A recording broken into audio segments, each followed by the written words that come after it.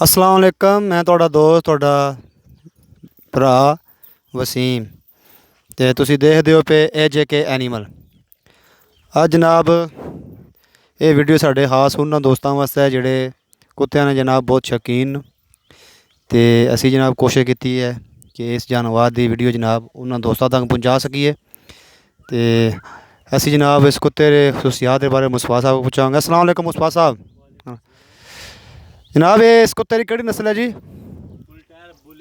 गुलटैर बुली। तो इसकी उम्र कितनी है जी? 8 महीने का है। तो इसरे के कमाल ने राखी करता है, शिकार करता है या लड़ाई करता है? मतलब राखी भी करता है, शिकार भी करता है, तो लड़ाई भी करता है। मतलब ये त्रै क्वालिटियाँ पाई जानियां, राखी भी, शिकार भी, तो ये जनाब लड़ाई भी करता है। तो ये जनाब इसकी कितना अर्सा हो गया तुम रखे हैं जानवर की?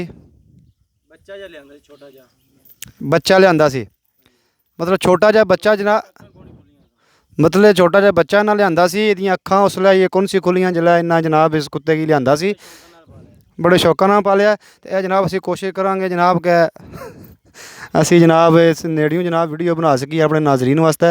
ये बुली गुलटेर नस्ल दसी है जी, बुली गुलटेर नस्ल दसी है ना। तो ये शिकार लगे है। तो किस चीज़ का शिकार जनाब तुसी आम तौर पर करते हो? मतलब खरगोश का जनाब मुस्तफा साहब कह रहे हैं असीं शिकार करते हैं, तो सूर का जनाब असीं शिकार करते हैं। तो ये जनाब ये दसो कि इसकी खुराक वगैरह क्या है, इसी तुसीं केह् पांदे हो? दुध पाने 4 किलो टाइम का दुध एक टाइम जनाब मतलब एक दिहाड़ी तुसीं 4 किलो दुध पांदे हो नहीं इसकी? टाइम का 4 किलो दुध, एक टाइम का 4 किलो दुध पांदे हो इसकी? महीने का किलो घ्यो देसी। महीने का किलो देसी। बड़ी गल है जी। ये मुस्तफा साहब कह रहे हैं कि एक टाइम का 4 किलो इसकी दुध पाते हैं जनाब, तो महीने 1 किलो असीं देसी घ्यो खिलाते हैं। तो क्या ना जनाब इसकी गोश्त वगैरह जो वो भी पाते हो इसकी? गोश्त रोज़ इसकी खुराक है या मतलब रोज़ इसकी जनाब तुसीं गोश्त भी पाते हो? तो और भी जानवर तुहां रखे ने, इस तो इलावा भी कुत्ते वगैरह रखे ने? तो वो किहड़ियां नस्लां न जी? गुलटैर ने, अल्शीशन ने। वो गुलटैर तो अल्शीशन, तो ये जनाब बुली गुलटैर है।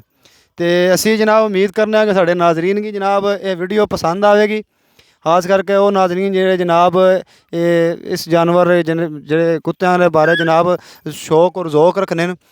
तो लास्ट जनाब वही कि जिन्हें साढ़े चैनल सबसक्राइब नहीं किया जनाब बराए मेहरबानी साढ़े चैनल सबसक्राइब करो, बैल आइकन की जरूर दबाना है, तो कमेंट भी जरूर करना है। तो बहुत बहुत मेहरबानी जनाब मुस्तफा साहब, तुसां अपना कीमती टाइम कड्ढिया।